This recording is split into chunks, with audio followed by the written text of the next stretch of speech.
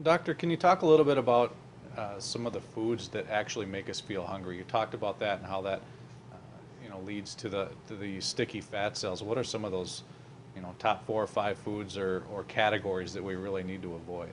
Well, that's a fascinating topic because usually if you eat, you would think that you would not Mm-hmm. feel hungry thereafter. I mean, that's what the role of food is. But there have been some interesting studies that have really looked in detail at that very issue, and they involve putting compounds in food into the brains of animals. That's where this information was first looked at. And if you put fructose, for example, which is fruit sugar, into the brain of a rat, it'll make the rat eat more.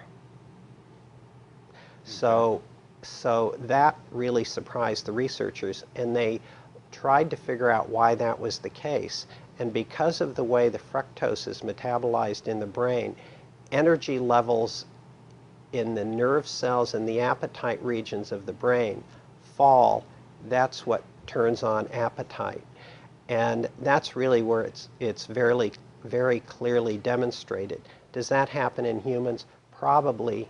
And what would support that? Well, if you look at high fructose corn syrup, consumption of foods that contain fructose, sugar, those are all associated with overeating and obesity. So anything with high fructose corn syrup and sugar or crystalline fructose is certainly not going to decrease appetite, and it may actually increase appetite. So I think all of those are bad actors. And you know what? What's difficult is it's in everything. It's in horseradish, mustard, ketchup.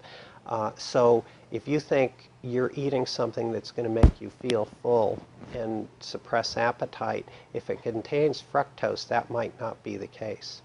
We have to really pay attention to what we're eating then and read labels a lot. Is that something? Or, I mean, fruits and vegetables don't have labels.